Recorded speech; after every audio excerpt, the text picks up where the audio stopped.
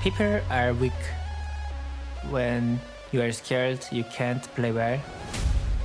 It's hard to blindly believe yourself. Confidence is everything, right? And it's all about confidence and trusting one another, trusting that you're gonna be the best player out there, right? 다 각자 그냥 자기가 하고 싶은 것만 해. I'm trying to give the confidence to my teammate. Even though I say it, sometimes I'm scared. I want to feel the confidence going into the stage that we can beat everybody.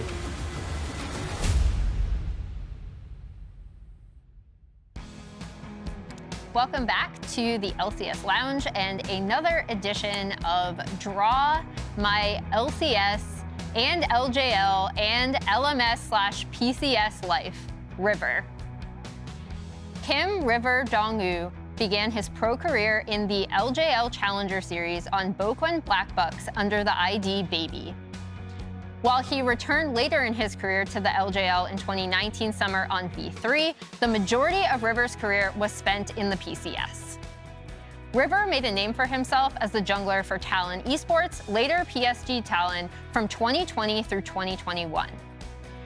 While on Talon, River won the PCS 3 times, went to Worlds twice, and finished top 4 at the Midseason Invitational. In his LCS debut in 2022 lock-in, River immediately impressed in Dignitas's surprising top 4 finish.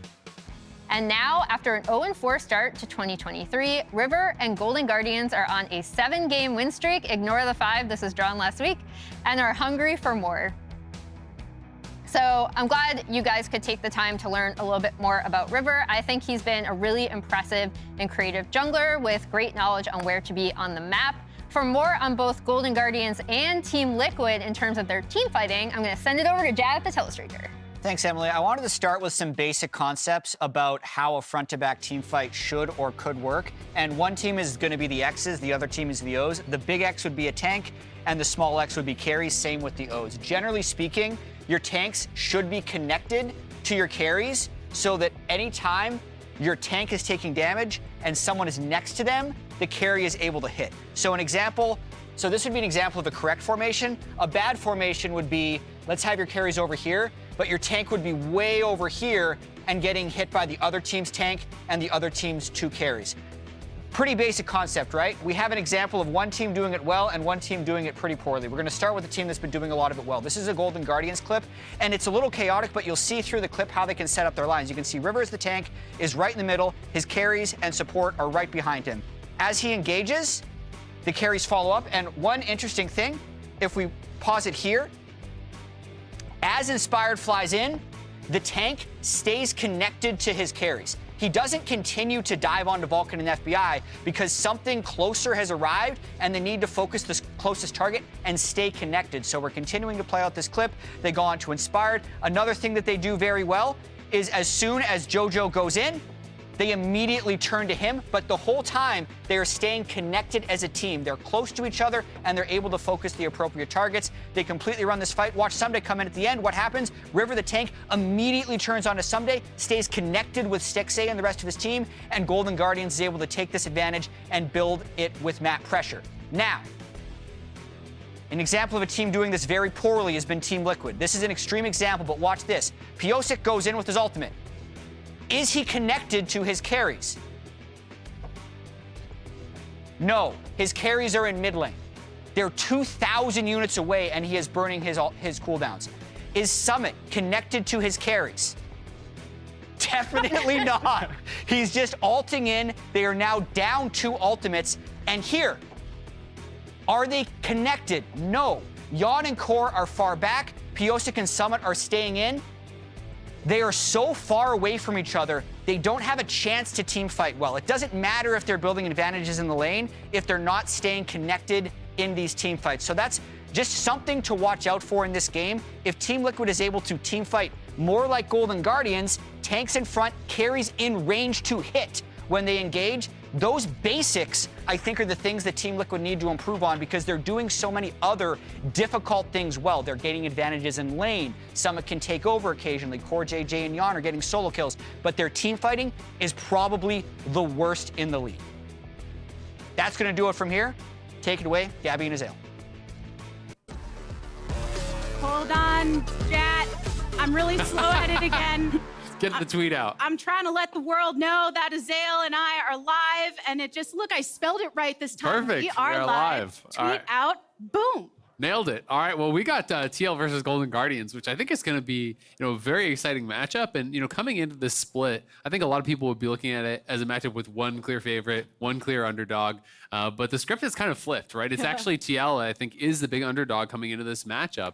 Jet highlighting some of the issues that TL has had. They actually have a significantly better early game, statistically, than Golden Guardians. Albeit they are playing some early game comps. So you can say that that's obviously skewing it a bit.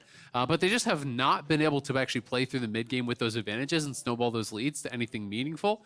They also have been really hyper focused on Lucian as a pick. 5 Lucian picks. The next most played for Yeon is actually 1, and that is a bunch of different champions actually sharing that. So they've been hyper focused on early game picks, have been creating some leads, but not able to do anything with it. Where Golden Guardians on the other side has been much more well rounded, has been able to carry from multiple lanes, has been team fighting better, has been playing objectives better. This is a team that I think has really been surprising people and no longer can be looked at as this kind of upstart surprising team. They have to be looked at as a true favorite to actually challenge for a title now. This team came in last week, took down C9, took down EG. They are no joke. I think one thing that you just said is very important to highlight for Golden Guardians, the fact that they are a well-rounded team that is coming together for them from different angles. Because a lot of times when you see a team that has a rough start and they start to get a bit of a streak going, it's because they figured out that one game plan, they're really leaning into it, and it might get them by for a while, but then fizzle out when things within the league change. But when you see that versatility on their rise of improvement, on their success train, that gives you a lot more of hope for what they can achieve in the future. Whereas Team Liquid, yes, we see those glimmers of hope in the early game and the way that they are able to handle themselves in the victories. So how can they change their fate to get a bit more consistency with that? Yeah, and I think that is a big question. And I think where most people are going to look is they need to get better at team fighting. Their team fighting has been really, really poor in a lot of their losses.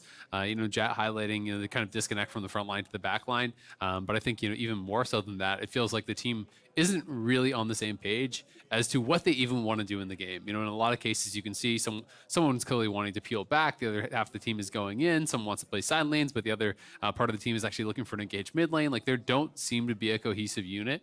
And I think that's something that was maybe overlooked as a potential issue because there was a lot of talk about this team that could use Korean as their primary language, and they have a coaching staff that is all going to be on the same page, and everyone's just kind of saying, oh well, they're all Korean, like of course they're going to work perfectly. Well, no, I mean, just because you're all speaking the same language or using the same language doesn't mean you're going to actually be on the same page as far as how you want to play the game out. And I think that has been a big struggle for TL, but I want to see them not draft themselves into what I believe is a hole, and please, no more Lucian Nami. Like, it is just not working for them at all. They have lost every single Lucian Nami game they've played this split. They're 0-4. Their only Lucian win was the one game with Sona. So I want to see them mix it up. I want to see them move more towards some of those scaling picks. If you can't get the Zeri Lulu side of the matchup, go towards something like a Felios Thresh. I think that suits what Core is as a player way better anyway. Some of these more aggressive picks that can actually create opportunities for TL to find winning fights. Which is something that you can maybe look towards more and more often, considering the changes as of late, coming in on this patch, starting to see some other picks come on through. Do you think there's anything from Team Liquid that they can take advantage of in that regard in an evolving meta? Yeah, I mean, Thresh is a big one, right? Thresh just got buffed on 13.4. I've historically looked at that as one of the best champions for CoreJJ. While we are waiting, just a little update, some mouse issues on stage. Apparently, one of the players is kind of just setting up their mouse. So they are going to be getting that done hopefully pretty quickly, and then we will be into the game. But as far as 13.4 is looking, I am looking more at those support picks. We've seen a couple patches in a row now of some of these more like tanky champions, engaged support champions getting buffed. People are playing them around the world. Nautilus is quite strong. I think Thresh can actually be really good. Thresh with high CDR now, like the hook cooldown is so ridiculously low, and it still has that reduction of, I believe, it's 3 seconds if you hit an enemy champion. So you can almost get it to the point where when you're higher level and have some CDR, that you're hooking someone into another hook. Like it is such a low cooldown if you're accurate with that. So I would love to see Core, on an engaged champion, on a playmaker, off of the enchanters. I don't think, he is as strong at those style of champions. And I also just think the team has really struggled to kind of have someone to play around and this focus on the squad. And I think CoreJJ can be that when he's playing engaged. Yeah, and when noting specifically things like that, having a lower cooldown, a lot of times with these hook champions, the biggest threat when you have the longer cooldowns is, oh, I on the opposition am scared until they throw that out and I dodge it so that I can have some more room to breathe. So when that window is even minimized, you put so much more potency into whoever does wield those specific champions. And seeing someone like CoreJJ, who is always noted as a leading voice on whatever team he's on, having somebody that can really enable the rest of your team's play is one way to really lean into those out-of-game characteristics. Yeah, absolutely. So, we'll see what adjustments TL wants to make, or if they are just going to kind of go back to what we have been mostly seeing from them, which is more of an early game focus. They are playing on red side, so if it is that Zeri for Lucian trade, they're probably going to be playing the Lucian Nami again on red side. It's almost exclusively played from blue side, the Zeri Lulu. So going to be interested to see what the mix-up will be. But for Golden Guardians, we've talked a lot about TL. It's just kind of that steady march towards improvement. I think that this team had already been looking really, really good through mid, through bot. Stixxay has been so solid for this team. I think he's having one of the best splits of his career.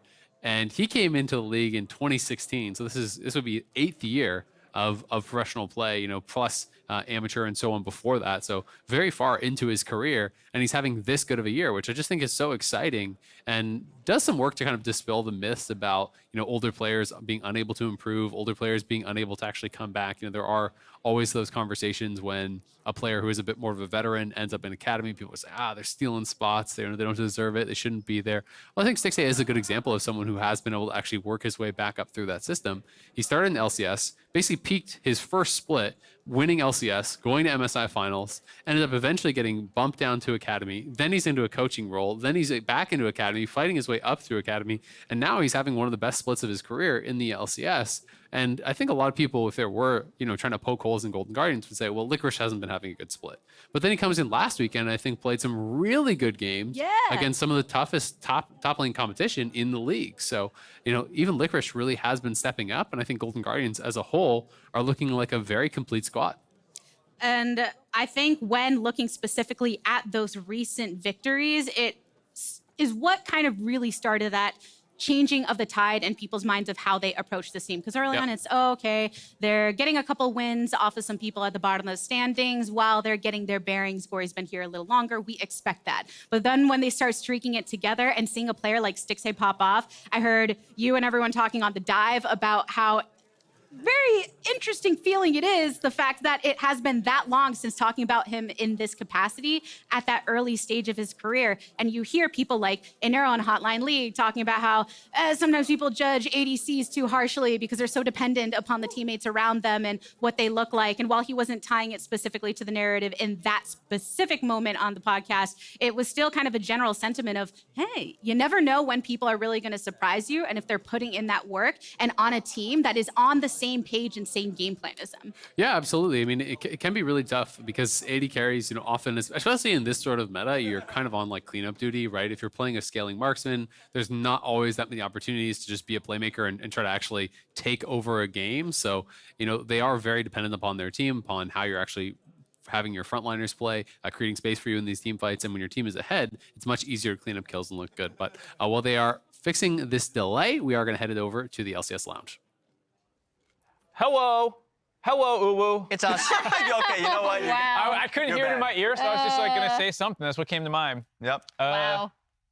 Bit of a delay right now on stream, so right now we're gonna be just chilling until they resolve what it seems to be like. I heard mouse issue. Yes, Yeah. mouse issue. So we will be getting into game soon enough. Champ select, that is. So we'll just chill here for now while we just talk about Golden Guardians and Team Liquid. Yeah, so 7-game win streak for Golden Guardians. It is currently tied for the longest win streak of the split. Yes. Mm-hmm. And if they win one more, will obviously be the longest win streak of the split. It's their longest win streak of franchise history. Yes. What do you guys think the longest win streak of Team Liquid's history is? Oh my God. They've got to have ripped off a long So one. specifically, the rules for Something this are ridiculous. it has to be consecutive games within the regular season. So playoff games don't count.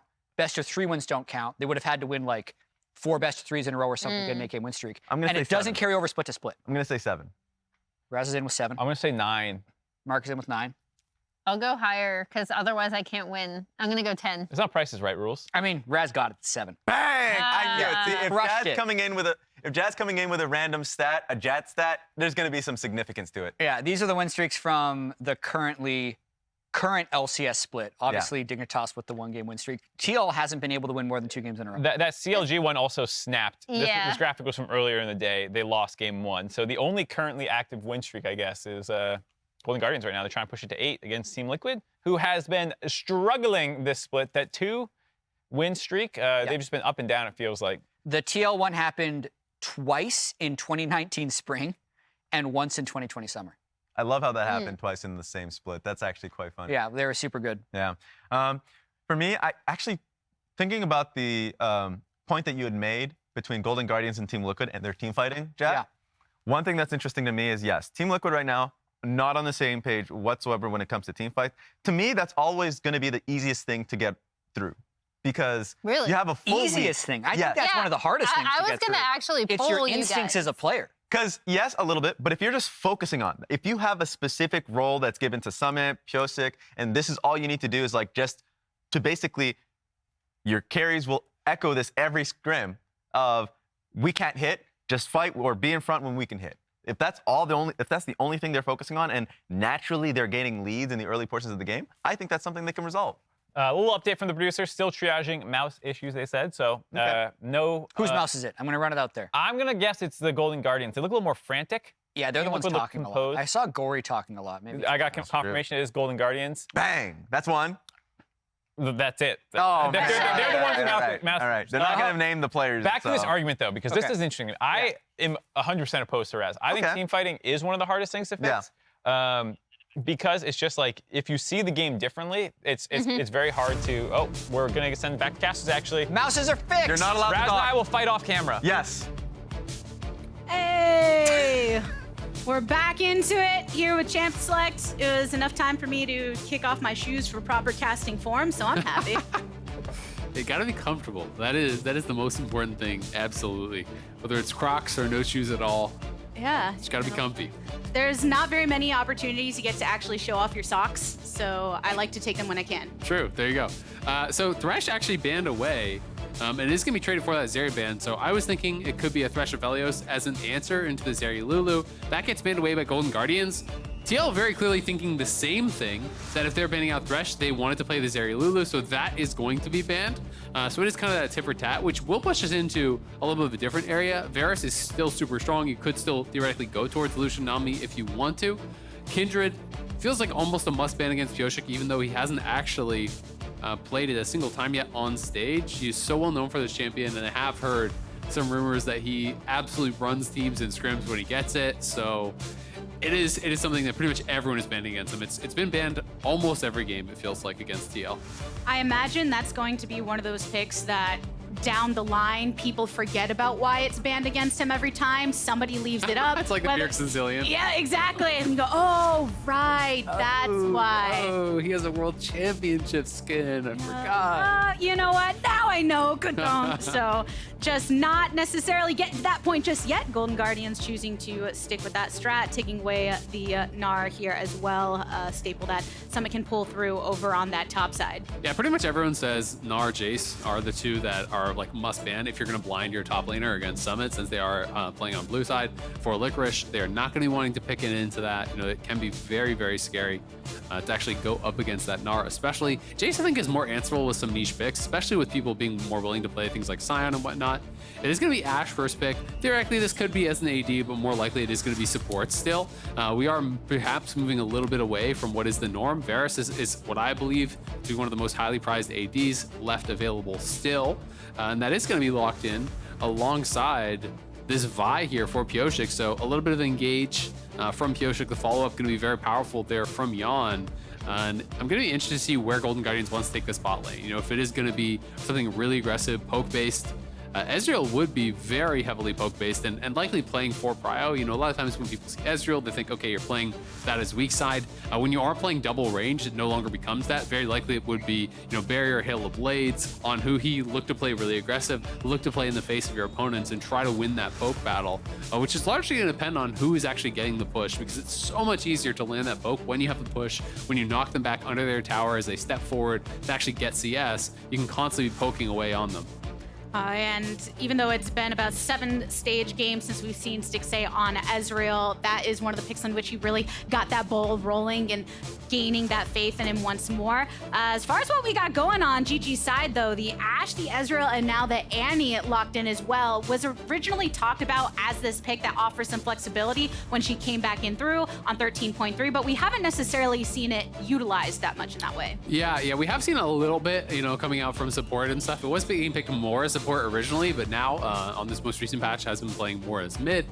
Kind of, I think it can be still played support, but of course we already had Ashe locked in, so we knew where it was going to be going. Yep. We just saw Annie, you know, Vikla earlier. We've seen Bjergsen play Annie mid as well, and it's going to be another game here of Azael coming out from Haeri. So TL has been sticking very heavily with the scaling mids, and this is going to be no change up there. But there is the potential maybe to get out from lane a little bit more, try to make roams towards the side lane, see if he can actually affect some of the bot lane, or even play a little bit more towards Summit, who, though Summit gets a lot of criticism, is still dominating the 1v1s. He is so good in the laning phase in an isolated 1v1. It's just he gets preyed on with these aggressive tendencies where he wants to go for the maximum. And to create these massive leads in the 1v1, you have to expose yourself to ganks. That's kind of how it works. But he's not necessarily playing with enough respect to those roams and to those ganks that could be coming in, which is what leads him to have the most deaths in the league among top laners, you know, and that's why he sometimes ends up in these bad situations. So potentially, if you want to play more heavily towards him, have a roaming mid, have a jungler playing behind him, Summit can kind of just go crazy and try to run over the game. That's why when watching Team Liquid, you do see those moments where it reminds you how individually good a lot of these players are. Summit, why he is so dominant within the laning phase. Pyosik showing in some of their victories how present he can be in that early game, especially when on junglers that can enable those ganks. And then Haeri and Yeon has actually been very much talked about as shining in moments for the team, but we'll see that moment of miscoordination, see a bit of that, oh, Summit a little not in sync with the rest of the team, or the case for Haeri. And when those start to get shored up, that's why people still think of Team Liquid as this very formidable threat in their peak, even though they are 4-7 in the standings right now with the inverse for Golden Guardians. Yeah, and we'll see exactly where they want to go. We have seen Varus plus Kalista played previously. I think this was actually played by C9 a while ago, but it was actually Kalista support, if I recall correctly, but they aren't going to actually lock that in. So it is going to be Rakan. So a lot of engage here already locked in from TL.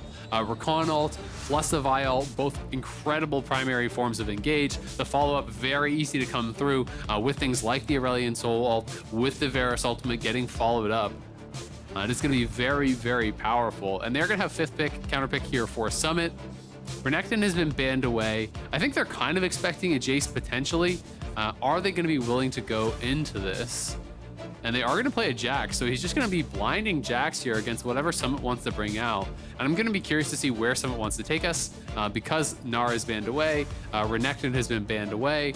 You know, he has that kind of reputation for being such a strong Jace player, but he hasn't actually been bringing out this split. So will he want to go that direction, or will he be playing more of a front line? You know, he has brought out Sion a couple times. He has brought out Cassante as well. So there are some options on the table for sure. In the last few games, it's kind of been an alternation, you know, Sion and Gnar, Sion, Gnar, and the like. But Team Liquid need to find out how they're going to face off over on that top side, with GG awaiting the response here with the last lock-in. And I know that you're calling out for Team Liquid what kind of looks they should maybe bring through in draft to change their fates a bit from the early focus. Thus far, with the Gragas locked in, what do you make of the draft that they have here against Golden Guardians? I still think it's like fairly early mid-gamey. Aurelion Sol is a heavily scaling champion, but when you're playing Vi Varus, you know, as your carries, Gragas as well, especially if you're going AP, I think, you know, these are champions that are kind of more mid-game focused. But on the other side as well, I do think Golden Guardians is much more of like a mid-game team fight focus. So I think it's going to come down heavily to execution in this game.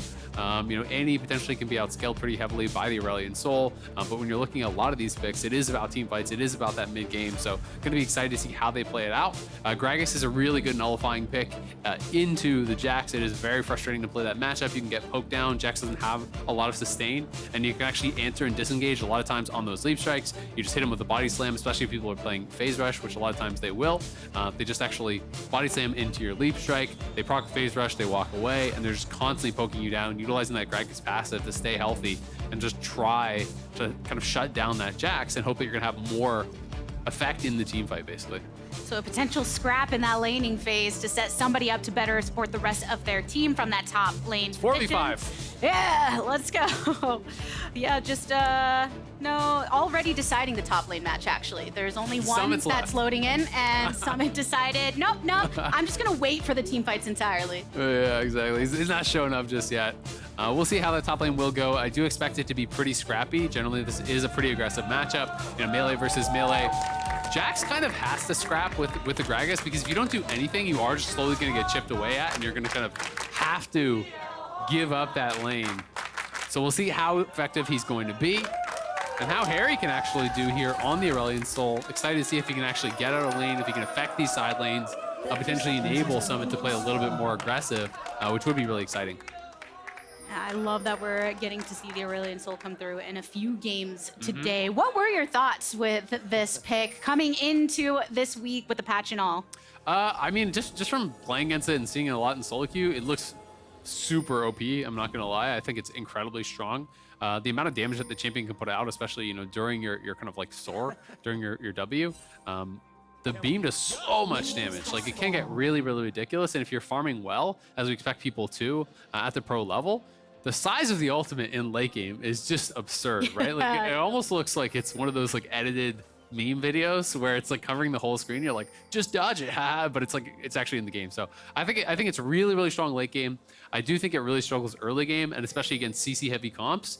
If you're actually CCing and locking this guy down and he can't be flying during these fights, he starts to look really useless early, right? Where he's just sitting still, spamming out the Q. It's not really doing that much damage early. And he can be in a lot of problems. And there's a lot of CC on the other side, right? When you're looking at this kind of mid-range champion here, and he has to contend with any stuns, with Wukong engage, with, you know, counter strike from Licorice, with Ashe, like, there's so many ways to threaten him if he does step forward. So I think he's gonna have to play it out pretty well. Some poke over here down bot with the range, as you expect. Some emoting here as well. But on that point of how you can actually work around the mid lane pick here, we'll have to see how GG decide to lock him down. Yeah, absolutely. But what I'm looking at is double heal on Golden Guardian's side, which almost seems like it has to be a mistake. I wonder if there was a miscommunication, unless they really want to play, you know, double heal and like just use it for sustain. Someone uses heal early and then someone uses it later for an all-in or something.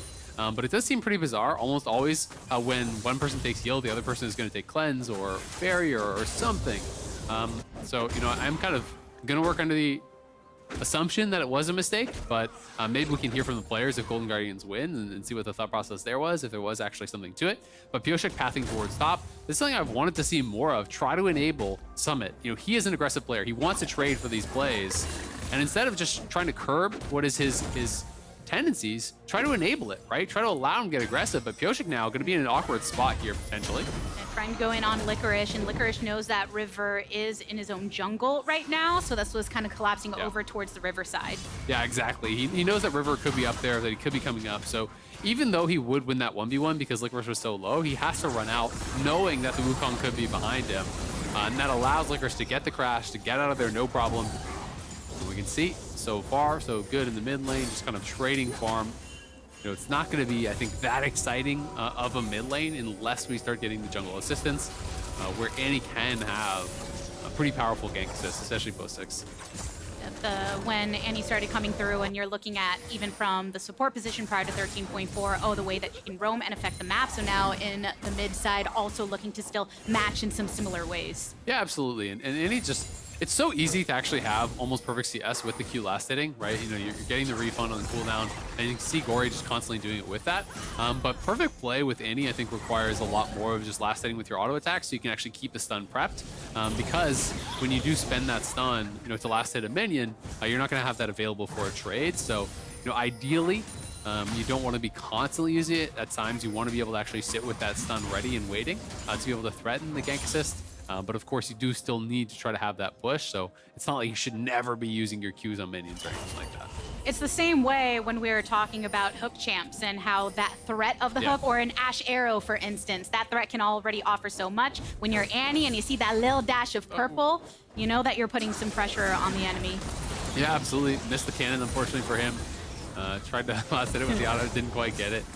But it is just such a focus on the push right now, it feels like, for Gori. So very clearly that has been the game plan for him. He wants to shove in, he wants to have Aurelion Sol under the turret, potentially allow River to kind of have more options, to be able to have more freedom moving around the map here. Bot lane has been relatively trade heavy, but bases have come through on both sides. It is the early Sheen here for Stixxay. So for going the tier, I didn't have enough gold to actually get both. So he goes for the early Sheen. This is much more about that laning power. When you're playing PTA, the early proc from that, if you can get it in some of these all-ins, can be really, really powerful. And that's where I'm wondering when we finally see some of that jungler intervention and going and assisting some of the all-ins from these sides. And right here at the top, you can see Pyosik once again giving the just presence over towards Summit, who, as you mentioned early on, Azael wants to be dominant in the lane. You can see how these two are just kind of bashing at each other. Licorice getting that back right now before he can make his return. Well, and this is something that's really interesting, right? We talked about this a lot on the dive, and I was kind of more of the opinion that Summit has not really been able to kind of fix his play as far as avoiding ganks better and kind of dying less. That has been a problem that has followed him for a lot of years. When he won MVP with C9, he had that issue of playoffs. Then he went to another league, had that same issue. He's come back here, he still has the issue, right? So I think enabling his incredible strengths, which is his dominant laning phase, I think is a smart way to go about it. And thus far, we've already seen Pyosik go top twice, look for potential gank, covered him on the push. And now again, he was hovering him and covering him on that push until we actually saw River show bot, and then he knew it'd be safe. So we're gonna have to see, if this is gonna be a TL trying to turn over a little bit of a new leaf, try to play a bit of a different style there, as Stixxay actually gonna use the heal to help huhi dodge that piercing arrow. Yeah, I do want to see if this is the continuation of TL's play throughout this game, playing around Summit, if they're able to make something happen there, how that works out for the rest of the game, because there's already this pressure on teams that decide to play through their top side because there's been such an emphasis on bot. You're thinking, oh, you must be in a really great position with your laner to be able to go for something against the grain. But then in a lot of these Team Liquid games, when you're noting they do get those leads early, they have played around Summit effectively, but when they fall apart in the end and it seems somewhat unrelated to that early advantage that they created, how can they shore that up? How can they create even more from that pressure that they offer through Summit? Yeah, and I would rather see teams play towards their strengths than try to imitate a style that isn't really working for them, right? Definitely. So, we're a lot of weeks into the split at this point. These teams have played a lot of games. We're 11 games in for both of these teams.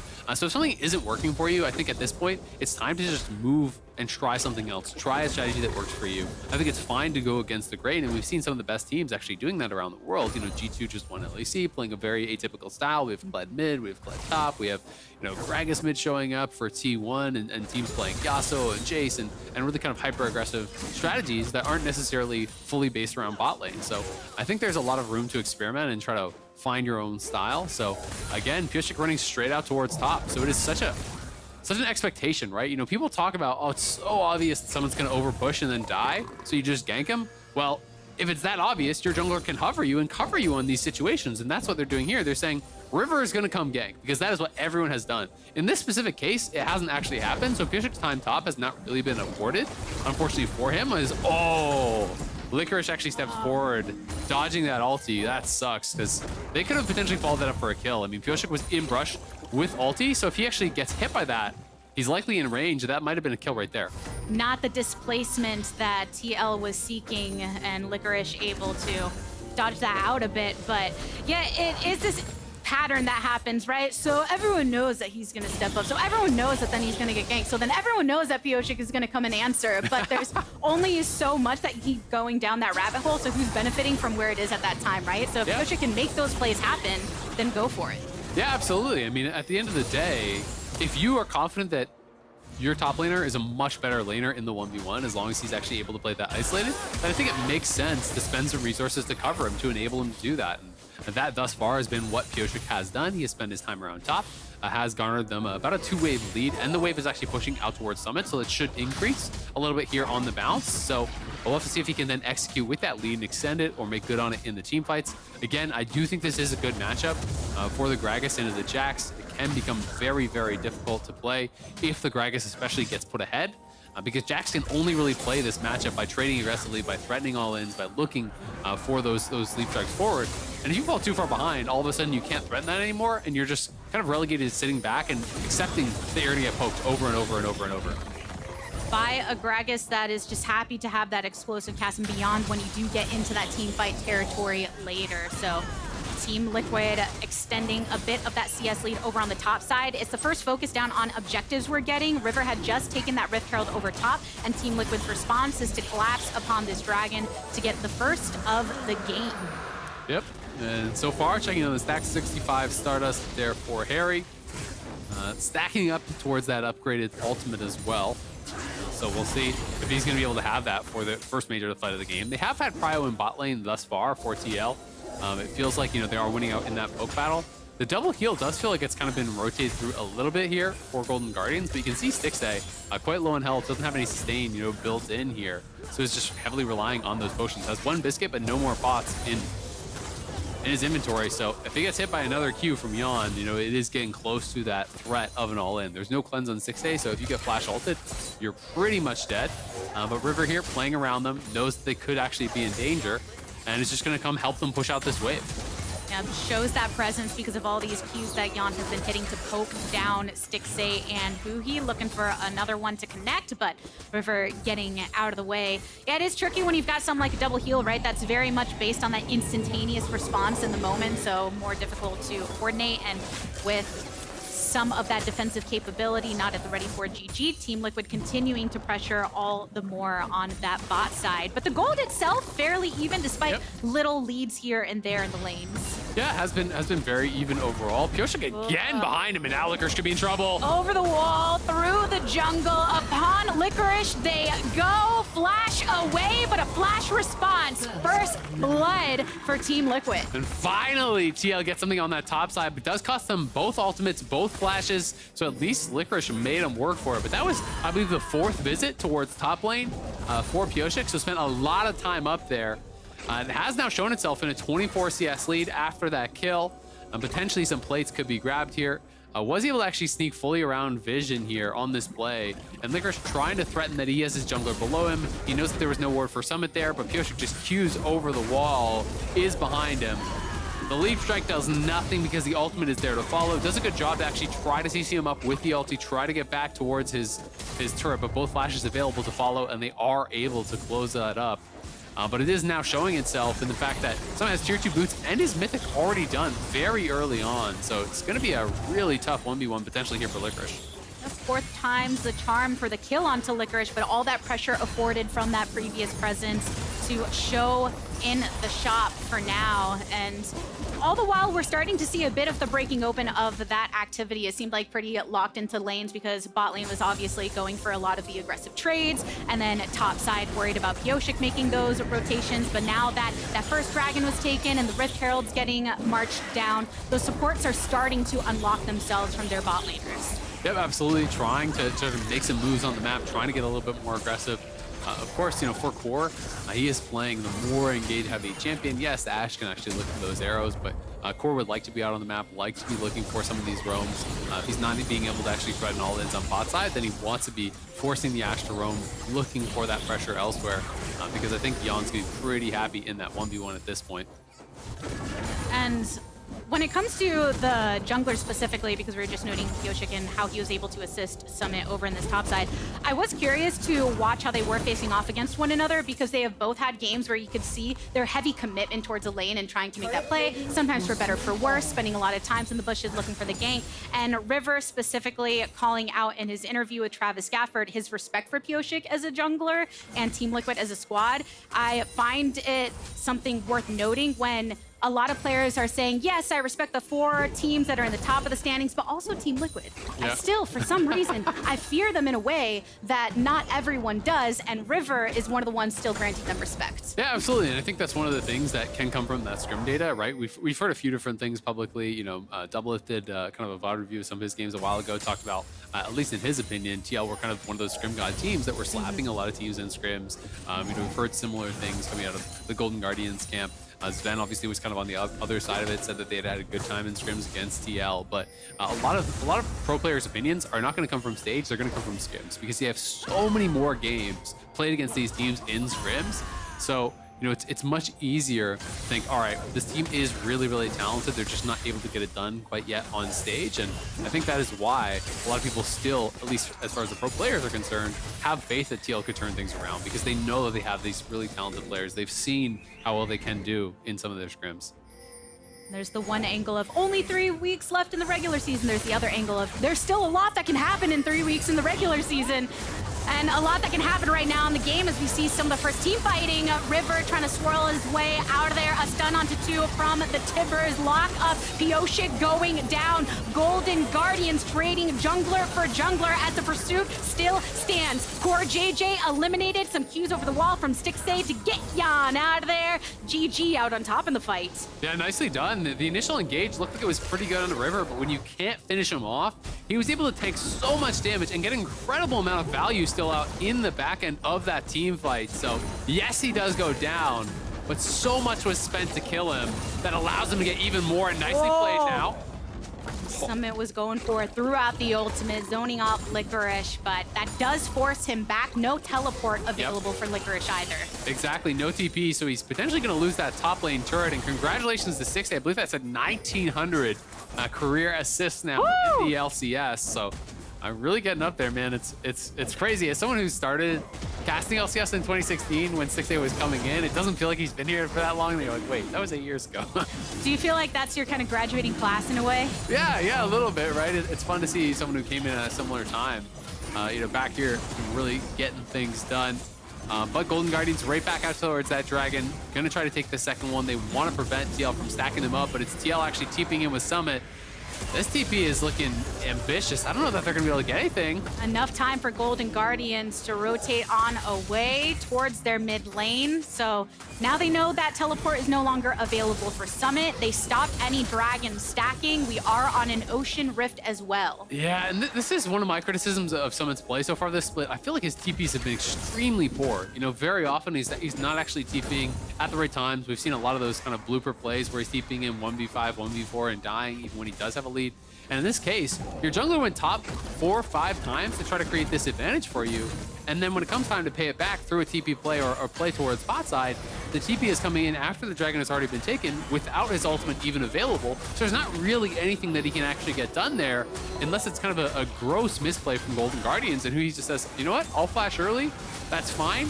And all you gained for your TP was 1 flash off the support, which is just not enough for how much effort they put into actually getting someone ahead. And you lose that window that he gains by hitting that Everfrost early. Of course, one of the lower cost mythics, so kind of actually catalyzed by that presence up top. But then suddenly, all right, the window will close. When will this lead be able to thrash itself around if GG manages to play around it with these delayed teleports coming in? So yeah, we'll see. I mean, he is closing on his second item as well, so that'll be another big spike. He's still very far ahead of the curve of Licorice. And the Skies Descend, you know, the big upgraded ultimate is actually available here for Azael. He has farmed up that Stardust, so you can see the kind of glowing ultimate there for him is ready and available, rank 2 of that ulti. So if they can find a really good fight here around the 2-item spike for Summit, which is going to be much earlier than Licorice's, find a really good ulti, that is going to be key. It's so much about the setup on the engage to really kind of have that Azael alley-oop, you know, get all of that damage down guaranteed. If you can have Rakan come in, if you can have the Varus ulti to follow it up, have the Vi ulti, all of this lockdown, holding people in that Azael damage, in that AoE, they're going to have a good fight. gosh, when they made the changes to Azael and just reading even, okay, so first level, Falling Star, you get a bit of that stun up with the ultimate, and great. Oh yeah, but when you get all this Stardust, look what else happens. You knock them up, you have this huge area of effect and more damage to come down. So such a clear tool that Azael brings to the table. Absolutely, and that's why I think it is so nice when you're drafting hard CC and lockdown with them, because you can set them up for this damage that is incredibly high. You know, J4 Azael is one of kind of my favorite pairings. And when I see an Azael on my team, I love playing Jarvan. You set them up so easily with the Cataclysm. It basically guarantees the ulti is going to land. It guarantees they're stuck in that Azael E unless they have a dash or a flash to get out. So there's similar things that they can do here with the Varus ult, with the Rakan ult, with the Vi ult, all that lockdown to hold them in place and really try to punish. And you can see Summit has been poking away constantly. Gonna check in and see how much he's actually gotten from first strike. He's gained 400 gold already from his first strike, which is very high. You know, playing in this melee versus melee matchup, Core could be in trouble. Oh, locked on to Core, blasted down. GG finding the pick here across mid. Yeah, nicely done. Core does actually have Mercs, but even with the Mercs, the CC is long enough. Huhi starts it up. They have the follow-up CC. They burst them down. He had no flash available and no one to actually dash to in time to try to get out of there. So Core gets killed. We'll see if Golden Guardians can actually get anything from this. There's no objective to really take right now, so it is just going to be that kill gold and a little bit of pressure on the map and likely the reset. With Herald number 2 being dropped down, the first one was brought by Golden Guardians and slammed into the mid lane. Now we're getting the reversal of that. 4 members of Team Liquid here to accompany the crash. So Team Liquid, they had established a gold lead that Golden Guardians, through that pick and other presence across, has been trying to keep contained as much as possible. And then now wary of what's happening in the top side. Licorice, after pushing long onto the turret, Summit in pursuit, but the leap away. Slam not connecting, but the damage is good. And another jungler intervention with the cease and desist. Licorice down again. Yeah, Licorice trying to knock down that tower, trying to get a trade on top side, utilize that demolish, utilize his sheen. Jax has great damage on those towers, but you have to respect the fact that Gragas can instantly clear out those waves. He just throws the ulti, one-shots the wave that is actually there, and then locks down Licorice in range of that tower. So multiple tower shots. I think it was 3. Might have only been the 2, but at least 2 turret shots actually hitting there onto Licorice, which is what really puts him in that no-win situation where all he can do is run. And then Pyosik is coming in as well. River was pathing up there to try to cover, but again, it's just paying Summit that pressure, paying him those visits constantly. Pyosik hoping now that Summit is going to be able to carry in some of these team fights, going to be able to really make a difference here because he is very strong. Looks like he's going towards Cosmic third potentially, but he is just so far ahead in gold of where Licorice is at this point. He is well over 2,000 gold, about 2,400 gold ahead of his lane counterpart. Which Team Liquid is very happy about when looking at this dragon being up, Golden Guardians in the vicinity, but Team Liquid right on the ground. Oh, a flash on out for huhi and blasted away. Summit is here to stay. Ultimate comes on through from Haeri, and Gori is going for gold. Haeri continuing to poke out with the Q. Pyosik on top of one for the first kill of this fight, or the second rather, as Gori goes down. Summit wanting to lead the charge for the rest of Team Liquid. Onto Licorice they go. Another knockup. River cannot help the rest of the squad. 3 eliminated for Golden Guardians. Rest on the retreat, and Team Liquid, as they were hoping, come out on top in the fight. Yeah, TL with a big team fight win there around the dragon. So much CC. The lockdown is going to be really frustrating for Licorice. He's just going from knock-up and a knock-up and a knock-up, constantly getting locked down. Golden Guardians at least got a kill back onto Haeri. But even with that engage, that felt like it was a little bit flubbed. You know, there was a lot of resources that were actually spent here. You can look for someone over the wall. I was surprised he didn't commit with the body slam flash. I thought it was going to be a body slam flash into a double engage there. But it looked like because the Banshee's fail was actually up on a Gori, he wasn't willing to commit it. So he just throws out the ulti. The stasis gets used. The stopwatch there actually spent from Gori. And then he flashes forward in onto Haeri. But on the other side, Yeon has gotten on top of huhi, and he has no chance as he's kind of isolated and burst down. Gori goes down as well. Licorice and River do actually converge on and take down Aurelion Sol. But then just watch the CC. It's knock-up into the stun from the Vi, into another knock-up, into another knock-up. It's just non-stop there. And Licorice really going to be struggling now as a Jax who is this far behind to really contribute in these team fights. His lane opponent is now on 3 items. Those moments feel so frustrating because Yeah. you're just wanting to be able to do something else in that fight, just waiting. But the enemy team keeps locking you. And I mean, you know that you're already behind, right? You know that you were struggling. Going into that, the lead was back down around 3K. It was a little bit more after they took that tier 1, but it was basically, Summit was the entire lead in this game previously, and now that lead is expanding. You know, other players are starting to have those item completions come through, are starting to get a little bit further ahead here. Multiple dragons now have gone the way of TL, so you start to get a little bit worried here if you're on that Golden Guardian side, because, you know, as we talked about, these are two very heavily focused team fighting teams, and they're very focused on mid game. Sure, you can always talk about Jack's split push win condition, but you almost never see games actually ended through side lane these days. And Licorice is so far down that this game would have to go ridiculously long before he would ever actually outscale Summit, right? You know, he's more than a full item behind. And now TL are just gonna say, you know what, Licorice, you show bot, you've got a TP top, you've got to answer the Baron right now. Immediately doing so, and Team Liquid, they are burning this down, looking for GG to try and make their entrance. The ward over in the favor, going with the tippers and trying to get the lock. CoreJJ into the backline with the quickness, and even with Vi with the ultimate, tries to find the target. Licorice isolated off against Summit alongside huhi, but Team Liquid, they're going after the carries, they're going after the ones that are most important in this fight. They take down the jungler, they take down the biggest damage threats, so it's just Licorice and just the dragon with the breath burning on down. Team Liquid, they managed to get what they're looking for to set up with this Baron. Yeah, that is a huge team fight for TL, and that is very likely going to be the end of the win streak here for Golden Guardians, sitting at 7 straight wins coming into this weekend here. They are now up against it 25 minutes in. It is nearly a 9,000 gold lead for TL. Multiple dragons in their pocket as well. And Haeri is really online at this point. He's got his third item here.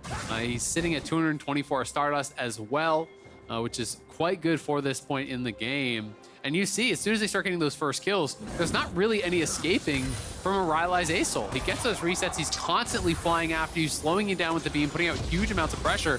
And I like the force here from TL. As soon as Licorice shows bot, they're saying, no, you have to come top. You have to actually answer this. And look at the engage from River. I just think this was forced way too early. He wanted to get in onto Yeon and Haeri because they were separated, but huhi wasn't even here. His carries weren't even in range. And it's just a big overforce. I think they could have waited a lot longer, allowed TL to take some more damage from that Baron before you actually commit to the engage, or at the very least, just force them off and then just back it up. Because now in this situation, it's almost not possible to come back without some massive, massive mistakes from your opponents. Difficult to refocus up, and Team Liquid for sure have the confidence after that play, knowing that this comp, when you've got this Azael coming online and the way Haeri has been able to affect, look at the damage coming from Yeon, to offset anything that Golden Guardians can bring to the table. And yes, so separated before GG could really make a play. Look at the Qs, just nice and charged up and immediately sending the jungler back over into the fountain. Yeah, I mean, when you get ahead as this poke Varus, you have so much lethality, you're ahead of the pace of the game.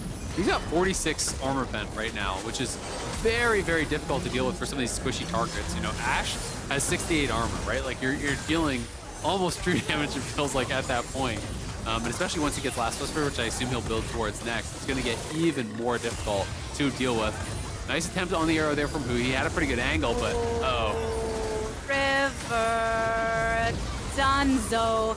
Golden Guardians, when they saw all of Team Liquid except for Haeri at the time pushing in, they wanted to find some sort of collapse, but got punished and lost their jungler instead. Purple still being worn by Team Liquid. The attempt onto Yeon from Licorice, who has to flash out with Grandmaster already activated here. CoreJJ in response wants to use the engage tools we love to see. CoreJJ does go down, but that's with 2 eliminated from Golden Guardians here to make their last stand across this mid inhibitor. That will just be Team Liquid's for the taking. They're feeling so good about the way they can collapse down, use all of their ultimates to create this pressure and leave GG with very little answers. yeah, when Golden Guardians doesn't have flashes, it's so hard for them to actually force in on this. There's so much poke coming out from the other team. You can see the constant Qs coming out from the Varus, non-stop poke coming out from this Gragas as well. And when Gori's not even having his flash available, it's very difficult for the Annie to ever even get her way in that fight. You're outranged pretty heavily by most of those members. So going to become very, very difficult. Gori's also gone quite a defensive build here. Banshees plus Roa. He is playing CDR boots as well. He's not going to be playing spell pen boots. So it's not even like he is playing one of these one-shot style builds where he can get on the backline, he can just 100-0 them. It is a much more durable build, but it's giving them even less ways to really come back. Well, from the perspective of Team Liquid, where I think fans were looking to see them maybe string some games together in victories in the end of the regular season, or really stand true behind a specific style, do you think what they've been able to do in this game and the way in which they've been able to pressure has been impressive? Yeah, absolutely. I mean, I think this is kind of what I wanted to see from them. Just invest heavily into Summit. He is the best 1v1 top laner in the league. Playing through bot lane, playing early focus towards bot, with this really hyper focus on Lucian and Lucian Nami, just has not been working at all. So let them do something different. They're able to easily dodge out of that engage with Haeri, but this game, they put all their eggs into the Summit basket. They're playing a different style of bot lane. They're playing very heavily poke focused. They get counterpick for Summit, and you just camp for him, right? And they put him in a spot where he is playing from so far ahead that it's difficult for their opponents to catch up. He does get pretty chunked, but finds the escape, and now CoreJJ hits the go button, answered by a stopwatch by River, but it just prolongs the inevitable. Team Liquid, they see GG try to keep them off, but they keep on going. Licorice, the next one to go into stasis before popping right back up into a lot of damage. Can Gori come in for some assistance to try and connect with the stun on multiple? But it's just Haeri here trying to make groundwork of Golden Guardians. Golden Guardians, though, now down 3. Gori and Stixxay on the retreat. No bodies between these carries and the rest of the squad. Team Liquid out on top in the fight again. Onto the Nexus turrets they descend and bring a victory, ending the streak of Golden Guardians. Now when the skies descend and it covers the whole screen, that's when it's time to get out of the game. Team Liquid, with their best win of the split, playing a focus style, heavily focused towards top lane, counterpick for top lane. Pyosik non-stop up towards Summit, covering him on the pushes, looking for opportunities to actually gank Licorice. Licorice, not really receiving that help from River, got punished really, really heavily in what was essentially that 2v1. They got Summit way ahead. They're able to execute in the team fights. They're able to buy time for their bot lane. And they're playing a composition that I think was a lot easier to execute on than what we had seen from them in a lot of the other games, where it's this focus on Lucian Nami, where you have to be able to team fight nearly perfectly. You have to team fight in a way that you're really riding that line of getting the max amount of damage out without ever getting CC'd up and burst down. And I think it's just way easier to execute on a Varus comp. So, I like the look we saw from TL. I'm going to be interested to see if they come out tomorrow and really hyper-focus on playing through top again, if they want to try to mix it up and shift things back and forth, or if this is going to be another new style. Yeah, the changes for them really working out, really looking good. And if this is their new style and they keep refining more and more over time, it's something they can feel good about when looking at that top lane. They're capitalizing upon strengths that have already been shown by Summit. Yeah. Already been shown by him throughout this year. Absolutely, because it makes it a difficult question then, for your opponents, right? If somebody is going to be winning that 1v1, which you kind of expect them to against pretty much everyone in the league, then, yeah, you can say, all right, just send your jungler up there and gank him. But if Pyosik's behind him and he already has a lead in that 1v1, you expect the 2v2 to largely be going in their favor. So then it becomes a lot more difficult to answer. And as long as TL is able to hold up on the other side of the map and aren't getting punished there, as they weren't this game, River really wasn't able to get much done in the early game at all, then things are going to look really, really good for you. So TL, I think, a big confidence boost can be had from this game. They've got to be feeling really happy about actually breaking what was tied for the longest win streak this split, which by far the current longest win streak was 7 games. And after taking down C9 and EG, I think people would not have been expecting it would be TL to actually break that win streak. And I don't think this was enough to really revert any positive feelings you're having on Golden Guardians. TL played a really good game with a very clear game plan along that top side. Golden Guardians, coming from those 7 victories, they weren't able to find it here today, but were tested by a team that is in that middling position and wanting to gravitate towards the top. Yeah, absolutely. And I think it's going to be interesting to see how Golden Guardians bounces back tomorrow, right? Because people are so quick to doubt this team because their history has not been that successful. As an organization, they haven't, had streaks like this before. This was their longest win streak, I think, for the org, as we can see a bunch of TL people out here today. support the squad, taking a photo with the team. It's got to be a great moment for them. But yeah, I mean, if Golden Guardians lose again tomorrow, I think a lot of people are going to be saying, I knew they were frauds. You know, it was fake news. They got lucky, you know, that kind of thing. So it's important for both these teams to be able to kind of continue their momentum, and going to be excited to watch them tomorrow. Yep, start of the week and see how they go from there. I feel like it's take your family to work day or something. I looked over and I did see it was like 2 rows. What's going on? Why are there so much Team Liquid presence over on the stage? Oh, just Team Liquid home. Okay. Just got the squad. They roll deep. Just got the squad. I love it. I love it. The energy that they're bringing on through. And of course, Team Liquid bringing the victory on the day when they have so much support and presence here has to feel good and setting the tone for them moving forward in the rest of the regular season. But a reminder to everyone that is watching at home or wherever you're watching from, that Fantasy LCS is happening over on Sleeper. So make sure you lock in your picks and bans for next week's games if you want to top your league. I don't know many people that don't want to top their league. For now, though, we're going to go and head to a break. Haeri joins the lounge for VOD review on the other side before Dignitas versus Immortals.